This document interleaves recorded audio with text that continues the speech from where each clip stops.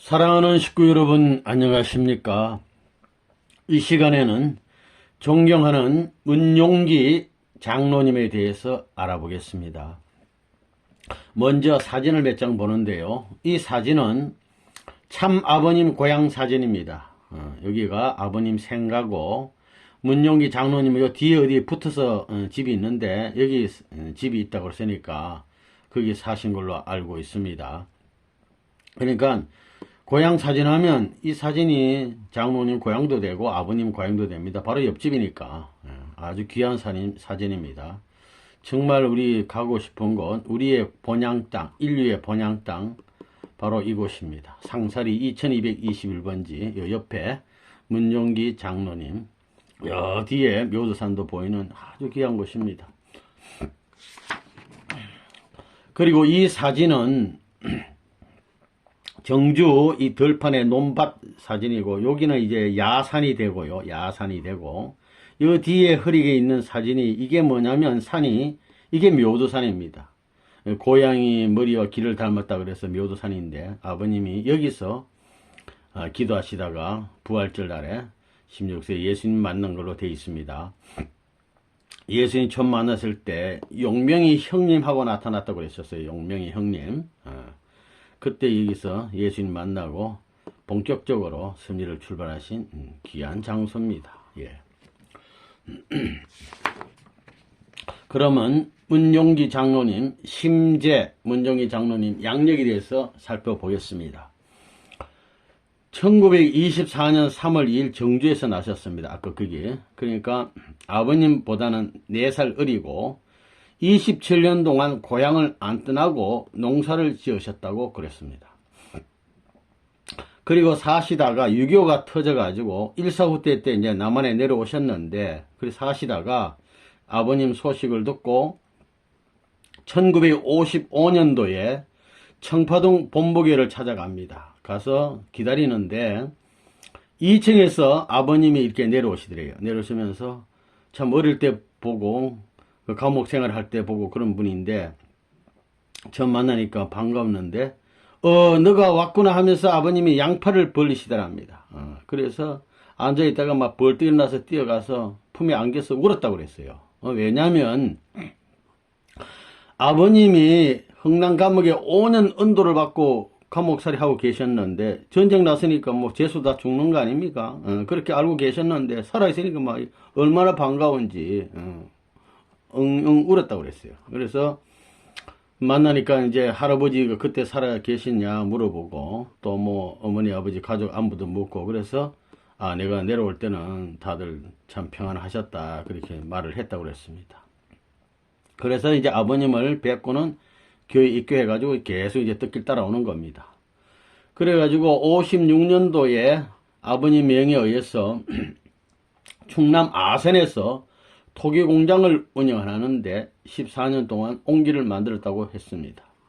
68년도에는 장엄선 여사님과 기성축복을 받으시고, 또 70년도에는 재단 소유 임야에다가 18년간 잣나무를 400만 주가 넘게 심었다고 그러셨어요. 밤만 보면 올라가서 나무 심었다고 그랬습니다. 잣나무, 이 귀한 나무인데 18년 동안 많이 심고, 또 87년도에는 일본을 순회해서 또 귀한 말씀 주시고, 또 89년도에는 세계 9개 나라를 순회하면서 또 귀한 말씀을 주시고, 아버님 사촌 동생이니까 할 말 많잖아요. 주시고, 1996년도에는 4월 5일 식목일인데 우수 독림가, 이건 뭐냐면 나무를 아끼고 사랑하고 많이 심은 사람, 이 대통령 표창을 수상했어요. 귀한 분입니다. 그리고 97년도에는 몰디브라고 하는 이제 좀 섬나라인데 그 국가 메시아를 하시고, 99년도 5월 10일 성화하셨어요. 연세 75세. 그러니까 이 교회에 입교한 지 44년 정말로 귀한 참 부모님 모시고 살아오시다가 성화하셨어요. 그리고 99년도에 5월 10일 성하신 날에 아버님께서는 심재, 마음의 동생이다 이거죠. 아버님 동생 없잖아요. 그러니까 마음으로 진짜 동생 같은 분이었다 이거죠. 귀한 희호를 하사하시고 1999년도에 5월 3일 후에 가평군 본가에서 협회 성화식을 거행했습니다. 문용기 장로님은 충부님으로부터, 아버님, 충부님으로부터 하목동이라고 불렸답니다. 항상 사람을 기쁘게 하고 하목시키니까 하목동이다. 이렇게 되고, 저 녀석은 하목동이다. 그랬답니다. 그 하목동이 된 거예요. 그리고 이거 대한지리가라고 있는데, 귀하신 문용국 할아버님께서 이거 지은 건데, 작사를 하시고, 충부님이 거기다 곡을 붙였답니다. 작곡을 하시는 거예요. 그래가지고, 문유가 할아버지가 읽으시고 충부님이 그것도 기억해서 노래를 부르시고 또 그걸 기억했다가 문용기 장로님한테 대한지리가를 가르쳐 주신 거예요. 충분히 기억력이 좋거든요. 찬송가를 다 애우는 분이니까 그걸 애워가지고 가르쳐 줬어. 그러니까 그걸 귀로 듣고 이것도 애워가지고 문용기 장로님이 가끔 대한지리가를 불렀어요. 그리고 나서 나중에 임도순 회장이라든가 이런 분들이 또 따라서 계속 또 부르고 이렇게 전수가 됐는데, 원조입니다, 원조. 문유궁 할아버지 충부님 해가지고, 문용기 장로님이 대한지리가를 이제 원조로 부르시고, 이렇게 계속 이제 이어져 나오는 겁니다. 아주 귀한 분이.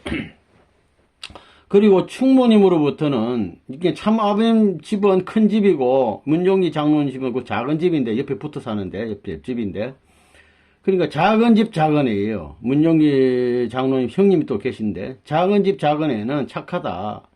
우리 작은 애의 아버님을 말하는 겁니다. 용수 대형님 밑에 동생이니까 작은 애는 너 같으면 얼마 좋겠냐. 이게 무슨 말이냐면은 아버님은 호기심이 많아가지고 온 산으로 들러 막. 근데 문용기 장로님 조용하거든요. 그러니까 이런 말씀하시는 겁니다. 정말 충모님 참 얼마나 고생을 많이 했으면 이런 말씀할까 싶습니다. 그리고 문 장로님은 배고픈 사람, 하여튼 그것도 우리 아버님 가정도 마찬가지지만은 불쌍한 사람, 거지들 밥 먹이는 게 전통 아닙니까? 배고픈 사람 지나가다가 밥 먹고 가도록 언제나 밥 한 그릇 떠났다 그래요. 그렇게 하시고 많은 사람 밥을 먹이고 참 선한 일을 하시다가 이제 영계로 가신 분입니다. 이렇게 이제 문 장로님 이렇게 생겼어요. 하목동이 심재. 이분이 모습이 이래요. 문용기 장로님이십니다. 이분은 이제 또 장엄선 여사님 결혼식 사진이 있어가지고 한번 올려봤습니다. 요 장로님, 사모님, 요것도 아드님, 요거는 사위고 딸이고 육천가정, 요 딸이고 사위고 육천가정, 요건 또 딸 이렇게 일남 사녀를 두신 귀한 분입니다. 이것은 73년도 봄에 청평 수련소에 손주들 같은데 나무를 심는 그런 장면입니다.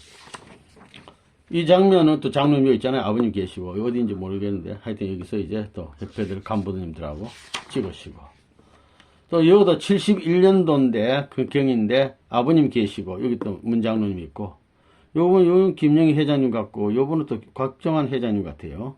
요 간부들 앞에서 청평 같기도 한데 어딘지 모르겠어요. 하여튼 여기서 또 말씀을 또 노래도 늘 간정도 하고 이런 분입니다.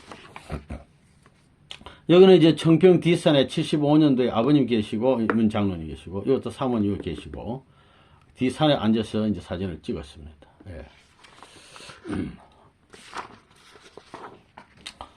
이 사진은 이제 청평에서 아버님 계시고 또 저 흥진님하고 손을 잡고 이렇게 지팽이 짚고 올라가시고 문 장로님이 또 이렇게 뒤따라오시잖아요. 같이 걷고 있는 귀한 사진. 그러니까 50일에 식목일을 맞아가지고 96년도에 이제 독림과 나무마에 이렇게 심은 사람 상 주는데 6명에 한 명 포함되어 있어요. 그래서 산업포장 받은 우수 독림과 문용기 씨 이래가지고 기사가 난 겁니다. 이것도 어디 청평 같은데 정확히는 모르지만 하여튼 문 장로님인데 이분이 입을 딱 벌리고 하여튼 노래를 하시는 아버님이 딱 계시고 기쁘게 노래하시는 것 같은 기분이 듭니다. 이제 성화하실 때 심재 문용기 몰디브 국가메시아 협회 성화식에서 99년도 5월 10일 이렇게 딱 이렇게 사진이 있고 이분은 곽정환은 그때 세계 회장님인가 이렇게 되시고 성화식을 하는 겁니다. 그때는 이때 성화식이 있거든요. 성화식. 이거는 사모님이고 며느리 같고 이건 딸인지 며느리 하여튼 이거는 이제 아들 같아요. 그래서 장면이 있어서 올려봤습니다. 아버님이시죠. 심재 아버님 사인하시고 문용기 장로님 천상에 가서 아주 귀한 일도 하목동으로서 귀한 일을 하고 계십니다. 이분 아니면 들을 수 없는 고향 얘기죠. 아버님의 사촌 4살 차이로 같이 크고 자랐다고 그랬습니다. 그래서 고향 얘기를 하는데 그 간증했던 거 한번 올려보면 1919년 우리 김이 독립만세 우리가 불렀는데 3.1절에 그때 우리 조상들이 불렀는데 그거 부르기 3년 전부터 집 앞에 그러니까 아버님 그 집 앞에 연자방앗간 옆에 노간주 나무가 큰 게 있었는데 금빛 나는 닭 금닭이라고 그랬어요. 금닭이 와서 늘 있다가 또 아침마다 날아가고 매일매일 3년 동안 어머니한테 들었다는 거죠. 어린 사건이니까. 네. 그러니까 밤에 언제 와 있었는지 모르지만 아침에 소주 끓이려고 문을 열면 뭐 문 연 소리가 날 거 아닙니까? 삑삑 하면. 그러면 대문 여는 소리에 금닭이 동쪽으로 날아가고 그 다음날 아침도 또 날아가고 매일 3년 동안 했다면서요. 귀한 징조 아닙니까? 우리 아버님 태어나시기 이런 귀한 징조를 보여주신 거예요. 그런데 3월 1일 독립만세 부르고 나니까 이제 다시 안 왔어요. 왜냐? 아버님의 정자가 충무님 뱃속에 이제 전척을 했다고요. 그러니까 이제 안 나타나는 겁니다. 예. 또 집 앞에 소나무 동산의 원앙새 이거 따옥인데 3년 동안 이것도 매일 울다가 3일 만세하고는 이것도 날아가서 3년 동안 울던 이 따오기가 다시는 안 와. 예. 이런 귀한 징조가 있다는 겁니다. 예. 그리고 1년 후에 참아버님이 탄생하셨다. 아버님 탄생하시는 것을 전후로 해서 많은 사람이 탕감의 제물로 집안이 어림이 많았다니 죽고 1년에 5명이 죽고 아버님 말씀에 의하면 쑥밭이 되다 그랬어요. 윤문 장로님도 그랬어요. 쑥밭이 됐다고. 이 전부 다 탕감 3대를 다 몰살시키려 했다고 하는 거예요. 아버님 한 분 때문에 사탄이가 집안을 몰살시키려 했다고 그랬습니다. 아버님과 어린 시절을 보면 4살 차이 나니까 같이 자랐다는 겁니다. 그래서 먹기도 같이 먹고 잠도 자고 이렇게 집에서 아버님 보면 어릴 때 보면은 집에서 공부한 적이 별로 본 적이 없대요. 그래서 어디 수당이나 어디 학교 갔다 오면 방에다가 책을 던져놓고 들어가지도 않고 딱 던져놓고는 고기 잡으러 갔다는 겁니다. 어디 놀러 다니는데 따라다녀갔다 이거죠. 따라가면은 옷을 들고 늘 따라갔는데 예를 들어 고기 잡으면은 아버님 수영을 잘해가지고 물속에 싹 들어가서 뱀장어를 그 빠른 그 뱀장어를 물고 나온답니다. 꼬리를 딱 물고 나온대요. 그래서 문장님도 해보니까 한 마리도 못 잡았다고. 잡기 힘들어가지고. 아무래도 못 잡고 슬슬 기어가는 개나 이제 몇 마리 잡았다고 그래 얘기를 했습니다. 그런데 이제 뱀장어를 얼마나 많이 잡으면 충모님이 이제 제발 좀 그만 좀 잡아와라 말이야. 간장하고 된장이 없어진다. 그렇게 하여튼 많이 잡아오셨대요. 그런 일이 있었고. 또 한 번은 아버님과 이렇게 오다가 웅덩이를 하나 발견했는데 이 고기가 좀 있을 것 같아가지고 아버님이 그걸 딱 훑었는데 한 마리 잡았대요. 고기가. 거기서 많이 잡혔다 이거예요. 그래서 문장로님이 혼자서 그 다음날 자기도 고기 좀 잡으러 가봤다는 거예요. 가가지고 어떻게 해봤는데 한 마리도 못 잡았다. 한 마리도. 어제 아버님하고 같이 잡을 때는 한 마리 잡았는데 혼자 가면 그래도 좀 남아있어야 되는데 한 마리도 없더라고요. 기적을 보면서 못 깨달았다 그랬습니다. 이게 뭐냐면 성경에 보면 베드로가 밤새 고기 잡았는데 한 마리 못 잡았잖아요. 그래가지고 예수님이 깊은 데를 한번 던져봐라. 그러니까 그 말씀에 의지해서 던졌더니 그물이 찢어질 정도로 잡혔는데 그 성경 이룬 것 같다 이거죠. 아버님이 어릴 때부터 고기 잡는 게 이게 보통이 아니다 그죠. 뭔가 아버님은 영적인 힘이 있고 그래서 잡았는데 자기가 하니까 안 되더라 이 말이죠. 그래서 이걸 그때는 못 알아봤었는데 이제서 알게 됐다. 뭐 이런 얘기입니다. 또 한 번은 1944년 집 마당에 밤에 앉아서 얘기를 이제 아버님과 나누는데 아버님이 이렇게 말씀하시더래요. 일본 놈이 알면 목이 잘릴 일이지만 두고 봐라. 4월에는 독일이 망하고 8월에는 일본이 망한다. 그러니까 너 군대 가거든 도망하지 마라. 이 잘못하다가 잡혀가지고 무슨 죽는 수가 있으니까 가만히 있으면 해방된다 이거예요. 그래서 자기는 그렇게 생각했답니다. 대학교만 나오면 아버님 대학 갔으니까 아유 저렇게 잘 나누구나 생각을 했다니요. 그래서 아버님 말씀에 딱 의지해서 도망 안 가고 있다 보니까 대전에 통신병으로 근무하다가 해방이 돼서 돌아왔답니다. 지금 생각하면 장로님이 그때 벌써 아버님은 세계에 온 나라 오늘 보는 영안이 있었다는 것을 그걸 몰랐다는 거죠. 그래서 그런 말씀을 간증을 했습니다. 또 한 번은 아버님 집 마당에는 차가 한 20대 정도 주차 가능한 큰 마당이 있는데 저녁이 되면 동네 청년들이 그 모여가지고 씨름하고 막 놀기도 했는데 아버님 밤 하늘을 쭉 쳐다보면서 야, 저 달과 별들도 다 임자가 있다. 지금은 한대 문명인데 이곳은 당분간 못 살 것이다. 앞으로 좋은 시대가 온다. 그런 얘기를 했답니다.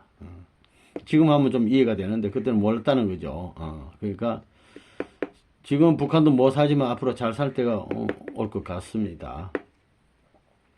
또 이 재밌는 것은 아버님이 어디 학교나 어디 멀리 어디 갔다가 오면은 식구들을 다 모아놓고 가정예배를 봅시다 그런다며. 가정예배. 그러면은 충부님 하여튼 아버님 가정 식구들 다 모이고 또 문장로님도 뭐 주변 하여튼 뭐 사촌이 가까이 사니까 있은 사람 다 모여가지고 기도를 하는데 아버님이 기도를 하면은 2시간 내지 3시간씩 막 울면서 기도를 한답니다. 그 당시에. 아니 그러면 기도가 기니까 충부님도 문장로님도 다들 엎드려가지고 기도하는 모습으로 다 잔다는 거예요. 잠이 꽉 들어버려. 그러면 나중에 기도가 끝나고 아멘 할 때 보면은 아버님 혼자 아멘해. 기도하시고 혼자 아멘해. 다들 자고 있어. 그러면 막 깨우면은 일어나가지고 그때 충분히 일어나가지고 이제 다 끝났나 이렇게 물어본답니다. 그러니까 기도를 그때부터 하여튼 몇 시간씩 이렇게 아버님 기도한 겁니다. 그러니까 대단하신 아버님이었다 이렇게 알 수가 있습니다. 또 어릴 때 모친한테 들은 얘기인데 아버님이 6세 때 충모님이 아버님 뭘 말을 안 들어가지고 우리 아버님 엉덩이를 때렸는데요. 아버님도 성격 대단하고 충모님 성격도 대단해. 그러니까 항복을 안 하니까 막 죽으라고 때리니까 까무셔버렸답니다. 충모님이 놀래가지고 이후로는 다시는 말이죠. 아이고 쟤는 매로 다스려가지고 될 일이 아니다 말. 이래가지고 이놈의 새끼 저놈의 새끼 욕하는 걸 본 적이 없다는 거예요. 안 된다고요. 항복한 거예요. 6세부터 이상 항복한 겁니다. 그 다음에 문용기 장로님 형님이 용선이란 분이 계시는데 용선 형님과 이 동갑이야. 그러니까 늘 서당에 다니시고 또 13세부터는 운영학원이라는 데를 공부를 했답니다. 학교 가기 전에 좀 공부하는 것 같은데 여기 다니고 늘 큰 집에서 함께 밥도 먹고 식사도 하고 그것은 밥 먹고 그것은 뭐 자기도 하고 때로는 어린 나이에 뭐 투둑거리기도 하고 싸우기도 하고 이랬다는 거예요. 그러니까 함께 컸다는 거죠. 한 번은 이제 아버님이 학생 때 일본에 이제 그 공부하러 갔는데 돌아온다는 연락을 받았는데 오다가 그 배가 침몰했다는 500명이 그 물속에 다 죽었다는 얘기 아닙니까? 침몰 소리 듣고는 충모님이 땅을 치면서 막 내 아들이 죽었구나 하면서 통곡하는 걸 직접 봤답니다. 내 아들이 죽었구나 하면서 막 충모님이 아버님 굉장히 사랑했는데 그래가지고 충모님이 정신을 못 차리고 말이죠. 정주 재판소 뭐 경찰서 이런 데를 뛰어가봐도 뭐 알 수가 있습니까? 그러니까 막 얼마나 놀랐는지 신발도 안 신고 막 치마도 안 신고 막 속치마 바람으로 막 맨발로 치마도 안 신고 뛰어다녔다는 거예요. 이런데 그러니까 막 얼마나 사랑하겠습니까? 그 발에 가시가 아카시 가시가 박히는 것도 몰랐다는 겁니다. 얼마나 막 정말 참 모정이 대단한 거예요. 이래가지고 어디 됐냐면은 안 되니까 나중에 이거는 없는데 부산까지 내려가가지고 뭐 부두까지 가서 물어봐도 모른다 이거야. 그러니까 부산 해양경찰서 가서 모른다 이거. 명단에 없다 이거. 그래가지고 낙심을 하고 집에 와 있는데 3일 만에 전보가 왔는데 어머니 제가 그 배를 안 탔기에 아무 날 집에 갑니다 하고 다시 또 전보가 왔대요. 그또 전보 받고 아이고 우리 아들 살았구나 하면서 막 좋아하시던 그 충모님 그 생각이 난다고 그렇게 간증을 했습니다. 그래 이제 간부 연락선을 타고 그 배는 이제 바다서 들어가고 딴 거 이제 그 배를 타고 고향에 이제 몇 달에 와 있었는데 서울 간다고 갔는데 난데없이 형무소에 있다는 또 소식을 접한 거예요. 서울에서 형무소 생활한다고. 그 충모님 또 소질 듣고 놀래가지고 또 면회 가시고. 그래서 아버님은 또 6달 동안 맞고 고문당하고 막 거꾸로 매달리고 이런 옥살이 하다가 또 무죄 석방되고. 그렇게 감옥에 나온 후에 고향에 있을 때에 감옥 생활하니까 몸이 많이 망가졌지 않습니까? 이야 여기저기 쑤신다 그러니까 문용기 장로님이 아버님 참 이렇게 엎드려 있으면 막 밟아주기도 했답니다. 이렇게 아픈 사람 밟아주잖아요. 했다. 그런 일이 있었고 또 한 번은 그해 가을에 고향에서 용기야, 우리 처가에 가자. 아버님 처가에 가자 해서 따라 나섰답니다.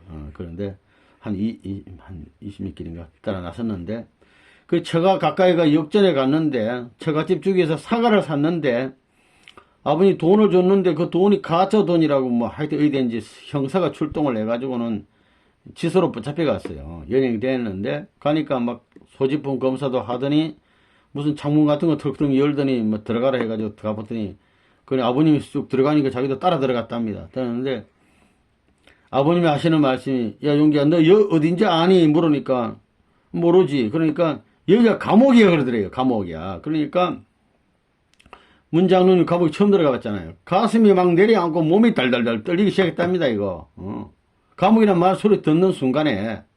그러니까 아버님이, 야 너 춥냐 춥냐 하면서, 아버님 당신 오버를 벗어가지고 주는데 뒤집어가지고 몸에다 덮어줬는데도 덜덜 떨려요. 그러니까, 그래가지고, 뭐, 진정이 안 되니까 아버님을 꽉 붙잡았는데도 진정이 안 돼가지고 덜덜 계속 떨었답니다. 감옥에 들었다 소리만 들으면 덜덜 떤 거야. 그래, 한참 떨다 보니까 이제 저녁 시간이 됐어요. 근데 저녁밥을 주는데, 흰 쌀밥하고 김치하고 고깃국을 주더랍니다. 그래서 아버님 하신 말씀이, 야, 감옥 생활이 이 정도면 매일 와야 쓰겠다면서, 이런 말씀 또 하니까, 책이나 앉아서 보니 얼마나 편하냐? 쌀밥에 고깃국 주겠다. 얼마나 좋으냐, 막. 이런 아주 여유 있는 말씀 하시는데, 자기는 막 똥이 다 죽겠는데, 그런 말씀 하시더라는 거예요. 아버님 감옥살이 해가지고, 여유가 계셔요. 감옥도 아버님은 천국에 들어가시더라고요. 그래가지고 감옥에서 한 이틀간 있다가, 아버님이 어떻게 이제 그 간수한테 사촌 처남이 있는데, 최중암이라는 사람, 인민위원회 위원장인가 본데 어떻게 연락을 좀 취해가지고 해보라 했더니, 이 양반이 하여튼 참 문용명이 내가 잘 아는 사람이니까 풀어주라 해서 풀어주려 그러는데, 이게 어떻게 상부까지 보고가 돼가지고 지서장 위에 서장이 있는데, 이 양반이 와가지고 또 데리고 간다고 연락이 와서 참 석방도 못하고 하는데, 하여튼 그 다음날 어떻게 서장이 와가지고 차에 딱 내려가지고 연행에 가려고 그러는데, 보니까 옛날에 참 아버님 국민학교 담임 선생님이에요. 그러니까 어떻게 됩니까? 그래 아버님이, 아이 글쎄 서울에서 월급 타가지고 와서 돈을 사용했는데 그게 가짜 돈이었는가 봐요. 이렇게 딱 얘기하니까 그 교장이, 서장이, 이거 큰일 났다. 못해도 몇 달은 옥살이 치료해야 하는데 서장인 본인이 책임질 테니 일단 감옥을 내보내라. 이래가지고 아버님이 나왔답니다. 그래가지고 나와서 하는 말씀이, 야, 식구들 걱정하니까 감옥에 들어갔던 말 하지 마라. 이렇게 아버님이 참 여유있게 말씀을 하시더랍니다. 이 사건도 아버님의 6번 옥살이 한 것 중에 하나에 포함된다고 합니다. 그래, 이제 감방에 나와가지고 이제 처갓집에 가서, 물고기 잡는데, 뭐, 재수가 없는지 한 마리도 안 잡혀. 그래가지고 한 이틀 밤 자고 정조로 이제 다시 돌아왔답니다. 그리고 와서 또 있다가 아버님 또 서울로 가시고, 이듬해 봄에 고향에 잠깐 들렸다가 또 서울에 간다고 또 가시고, 왔다 갔다 하시는 거죠. 그런데 방에도 안 들어오고 마당에서 인사하고 아버님이 서울로 이제 떠나셨는데, 그런데 어느 날 차상순이라는 목사가 오더니 아버님 평양에 계시는데, 신의주, 평양, 한경도 각 도처에서 아버님께 사람이 몰려든다고요. 뭐냐면 말씀 들으러. 그러니까 평양에 아버님 모르는 사람 없다 그렇게 얘기하더랍니다. 막 대단하다 이게. 그러면서 성경을 가지고 또 펴면서 묵시록을 바라면, 여인이 아들을 낳으니 곧 남자라, 장차 만국을 다스릴 남자다, 이런 얘기를 하면서, 이 남자 이게 임침강 아버님이라는 얘기죠. 그러니까 이런 얘기를 들으니까 큰 어머님이 낳은 아들이 이분이라니 온 집안 식구들이 기뻐했답니다. 이 양반 말 듣고, 아이고 우리 아버님이, 야 이거 쉽게 말하면 뭐 참 재림준가 뭐 이렇게 생각했다는 거죠. 그랬는데, 그러니까 이제 장로님이 참 귀한 말씀 들었으니까 작은 형님, 그때는 작은 형님을 불렀어요. 아버님을 작은 형님이, 큰 집의 작은 형님이 유명하다니까, 평양 사람이 모르는 사람 없다니까, 평양 역전 광장에 올라갔답니다요. 그래 차 타고 가가지고 오가는 사람 붙잡고, 문선명 선생 아냐, 문용민 아니, 아무도 몰라. 아무도. 해가 넘도록 붙잡고 해도 아는 사람이 없어요. 한 사람도. 그래가지고 그날이 마침 주일이라 이제 교회 가면 혹시 알까 싶어서 가봤더니, 어떤 교회 가봤더니 이제 권사님이 어떤 권사님 하는 말이 경창리에 그 소목사라는 집에 아버님 계신다더래요. 그러면서 위치를 알려주려고 젊은 애를 딸내 보내서 가봤는데 가니까 아버님은 안 계시고 차상승 모사가 하는 말이 아버님은 지금 감옥에 들어가 있다 이거예요. 그러면서 자기가 뭐 기도해 보니까 응답 받았는데 얼마 있으면 나온다, 한 달 있으면 나온다 이러더랍니다. 아 그래가지고 잘 때는 없고 이래가지고 또 영안방에서 자고 감옥에 갔다니까 기차 타고 집에 와가지고 큰어머니 충무님 아닙니까? 충무님 작은 형 아버님이 또 감옥에 들어갔어요 하고 하니까 막 충무님 놀래가지고 뭐 또 들어갔어? 큰어머님 얼굴이 새파랗게 죽는 것이었습니다. 이 충무님 마음고생 많이 한 겁니다. 아들이 또 감옥에 들어갔다니까. 그래가지고 그 이후에 다시 또 아버님은 5년 은도 받고 흥남 감옥으로 또 가시는 거지. 이리 됩니다. 이 또 흥남 감옥에 갔단 말 듣고 곧 큰 어머님은 충무님은 이것저것 만들어가지고 이제 면회를 가시는 겁니다. 정주에서 평양 내려와가지고 이 흥남을 이래 가는 겁니다. 그러니까 기차로 가면 이 보통 먼 길이 아니에요. 그리고 힘들게 면회 가는데 집에서 준비한 음식 주니까 여러 가지 먹을 거 재미숟가락이든 뭐 미숫떡이든 뭐 해가지고 가면 제수를 나오라 해가지고 아버님 보는 앞에서 다 나눠주는 거예요. 아버님 먹지도 않고 나눠줬답니다. 그러니까 막 춤이 기가 막히는 거야. 내 아들 살리려고 먹여줬는데 힘들게 준비해가지고 먼 길을 갔는데 자기는 안 먹고 제수를 다 나눠주니까 기가 막힌. 다리가 천근만근 달 고향에 아버님 어머님 또 충분히 돌아오셔가지고 집에 와서는 땅을 치면서 대성통곡하는 거예요. 대성통곡. 이 자식이 왜 나가지고 애미 속을 이렇게 썩이냐면서 막 아버님 충분히 그렇게 하면서 또 충분히 옆에 큰아버님 충분히 계시니 울기는 왜 울어 이왕 버린 자식 운다고 해결되나 뭐 이런 말을 또 충분히 한마디 거들고 이래가지고 참 충분히 참 마음고생을 많이 했다는 걸 알 수가 있습니다. 그러다가 충무님이요 통곡을 하다 말고 위에 또 적삼을 훌훌 벗더니 막 욕을 또 퍼댔기 시작하는데 이놈의 새끼 애미가 정성들여 해간 음식을 그냥 그 자리에서 다 없애 하시면서 또 울고 뭐 통곡하다가 원망하다가 뭐 이러다가 또 다시는 면회 안 간다 이놈의 새끼야 막 이래 하다가 일주일 동안 분이 안 풀려가지고 막 정성 들여가지고 갔는데 안 되니까 이런 거 아닙니까? 또 한 달 지나면 또 한이 어디가 다 풀려가지고 콩 뽑고 엿다리고 이래가지고 또 음식을 장만한답니다. 이래가지고 또 면을 또 가는 거야. 그 먼 길 가면 또 마찬가지. 아버님은 가져가는 음식을 큰어머니 보는 앞에서 막 제수에게 다 나눠주는 거예요. 안 보면 또 모르겠는데. 그러니까 또 충분히 다시 또 들어온 거예요. 돌아가 집에 가서는 막 마음이 쓰리고 아픈지 통곡을 하면서 막 울면다가 또 욕도 하다가 그런 자식 그럴 수 있나 이렇게 됐답니다. 그래가지고 그해 가을에 감옥에 있는 또 아버님이 또 이부가 추우니까 추우실까봐 옷을 또 만들기 시작했답니다. 그래가지고 큰 집에서는 목화를 많이 심어서 충무님이 밭이 좋아서 잘 떼가지고 목화가 1년에 700~800건 많이는 1000건까지 땄답니다. 땄는데 충분히 물레질도 잘하고 배도 잘 짜시는데 이 무명 옷을 만들어가지고 밤새 잠을 안 자고 만들어가지고 흥남 감옥에 또 가면 옷 입으러 갖다 주면 이것도 안 주고 또 재수 다 나눠줘 버린 거야. 그러니까 아버님은 면회 못 온 사람, 허약한 사람 다 주고 아버님 뭐 다 떨어진 거 뭐 거지 같은 옷을 입고 나타나니까 뭐 기가 막힐 거 아닙니까? 뭐 먹기를 하나 옷을 입나 이러니까. 그래서 애미는 밤새 물레질을 해서 배 짜다가 옷 만들어 주면 하시면서 막 어찌 안 입고 막 딴 주냐고요. 울고불고 하신다고요. 그래 이제 결과적으로 보면은요. 참 충모님은 감옥에 있는 제수부터 만행왕 우리 아버님 만행왕 아닙니까? 참 그렇게 모든 선을 베푸신 그런 충모님이 되셨습니다. 사실은 귀한 충모님이에요. 성녀의 성녀 우리 충모님은 이런 울고불고 하는 것을 옆에서 다 보았답니다.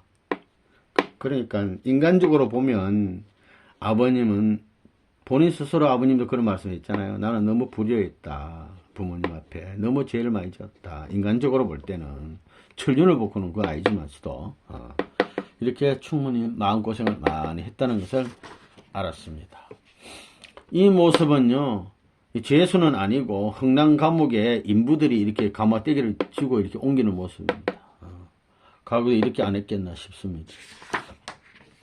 이건 95년도 최근의 흥남 비료 공장 모습, 이게 한번 올려봤습니다. 자, 여기가 이제 유산 암모니아가 막 이렇게 허인 덩어리가 있는데 여기를 막 깨가지고 이제 실어가지고 날리는 그 장면. 그런 흥남 비료 공장에 여기 어디 아버님 어디 있었다는 거 아닙니까? 감옥이. 예. 그러는데 몇 년 전에 이제 이때는 남한에 내려와서 얘기입니다. 몇 년 전에 큰 어머님이 충모님이 일주일이면 한 3번 내지 4번 꿈에 자꾸 나타나신다는 거예요. 문용기 장로님 꿈에. 그리고 한복 치마 저고를 입으시고 목 놓아 우시는데 말은 안 해. 말은 안 하시는데 목 놓으셔. 그래서 문용기 장로님이 사촌 형님한테 형님 큰 어머니 돌아가신 날 모르니까 생신날을 우리라도 기념합시다. 생신날에. 그리고 해놓고도 자기도 뭐 깜빡이 바빴는지 잊어버리고 한 해를 넘겼다는 거예요. 그 한 해 넘기고 우연히 참 아버님과 함께 청평에 가는 기회가 있어서 따라갔는데 그거 가가지고 김원필 선생님 계시고 정선 순회사님 계시는데 말씀을 드렸다는 거예요. 큰모님 생신이 이제 얼마 안 남아 다가오는데 어떻게 하냐 했더니 아버님 앞에 직접 말씀드려보라 이래가지고 그래서 어머님 생신이 얼마 안 남았는데 어떻게 하면 좋습니까 하고 해드렸더니 아버님이 제사 지내라고 그래라 아버님한테 딱 떨어지더래요. 이 말씀이 떨어지는 순간에 말이죠. 문용기 장님 눈에서 눈물이 툭툭툭 떨어지더라는 거야. 그래가지고 보는 앞에서 소리내 못 울고 밖에 나가가지고 막 뛰쳐나갔다는 거야. 그래서 밖에 나서 실컷 울고는 이제 들어와가지고 오는데 아버님도 눈물을 흘리고 아버님 눈물 흘리는데 뭐 식구들도 눈물 흘리지 않겠습니까? 이런 일이 벌어졌다는 겁니다. 그래서 이튿날 아침에 아버님이 미국에 공항에 가시는데 그때 이제 논산 할머니가 옆에 있었던 모양이에요. 그러니까 문용기 장로님이 내 마음 못 잡겠습니다. 그러니까 그 논산 할머니 하는 말씀이 큰 어머니가 아버님께는 차마 못 가고 조카에게 왔으니 큰 어머님께 잘해주라 이런 말씀을 하더라는 겁니다. 그래서 처음에는 형님 집, 아마 문용선 형님이 갔습니다. 형님 집에서 생신날을 이제 지내는데, 그때 이제 김원필 선생님과 우리 다른 간부들이 왔겠죠. 그런데 김원필 선생님이 참 울면서 기도를 드리는데, 이 어머니, 충모님이 아니면, 아버님이, 아들이 어디서 나왔겠냐면서 막 서러워서 울기를 시작했답니다. 막 생신날 차례 지내는데, 그 눈물 바다가 됐다고 그랬어요. 그래서 이제 사가에서 쭉 이렇게 생신을 기념하다가 아버님 허락이 계셔가지고 추모회를 이제 협회에서 갖게 된 것 같습니다. 이렇게 됐다는 거예요. 그래서 이제 또 얼마 후에 큰 어머님이 작년에 제 꿈에 나타났습니다. 문용기 장로님 꿈에 충분히 나타났는데 예복 같은 옷을 입고 계시다는 거예요. 그래서 한복 치마저고를 입었는데 지금은 예복 아주 좋은 옷을 입고 나타나셔가지고 그리고 보니까 좀 분위기가 다르니까 큰 어머니 지금 어디 계십니까 하고 이제 물어봤더니 내가 지금 영계 둘째 자리에 있다고 하셨다는 거예요. 둘째 자리. 첫째 자리는 참모 아버님 다음 자리 있다는 거 아닙니까? 천국에 제일 귀한 자리. 공로가 그리 큰 분이에요. 충모님은 너무너무 귀한 분이에요. 영계 둘째 자리에 있다니까. 하나님이 충모님을 이렇게 모시고 온 분이에요. 그리 귀한 분이라고 우리가 알아야 됩니다. 그리고 이제 문용기 장로님은 꿈을 잘 꾸시는 분인데 꿈에 할아버지가 나타나가지고 강원도에 명당 자리겠다 이거야. 지금은 산소 자리 좋은 게 있다는 얘기죠. 이 할아버지는 잘 모르겠습니다. 문치구 할아버지를 나타내는 걸 잘 하시는 모르겠는데 하여튼 할아버지가 나타나서 명당 자리겠다고 그랬는데 충무님도 꿈에 항상 가르쳐 주시고 파주의 문영국 할아버지하고 늘 이렇게 나타나서 이렇게 야 어디 강원도 어디로 가라 이래 인도해가지고 가니까 진짜 그 할아버지 가르쳐준 대로 명당 자리가 있더랍니다. 그래 그걸 샀는데 너무너무 좋은 자리인데 잘 샀다고 아버님께 말씀드리니까 아버님도 찾아라 그랬답니다. 그래서 찾았답니다. 그래서 늘 꿈을 통해서 조상들이 가르쳐주고 또는 본인이 아니면 사모님 애들 엄마한테도 나타나서 꿈에 늘 모든 걸 가르쳐줘서 지시받고 참 사실 귀한 분입니다.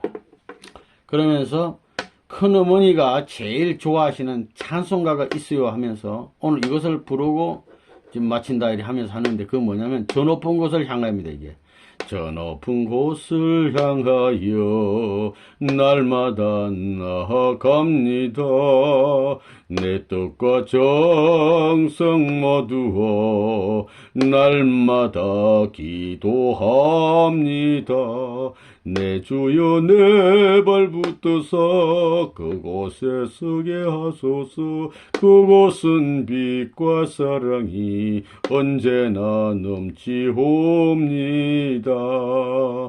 이 옛날 찬송가 543장인데 이 노래를 충모님이 언제나 부르시면서 아버님께서 모든 일을 잘 하실 수 있도록 만나뵐 수 있도록 늘 밤이면 잠 안 자고 기도했답니다. 이 노래를 부르면서 정성됐다는 거예요. 간증해 주신 문영기 장로님께 감사를 드립니다.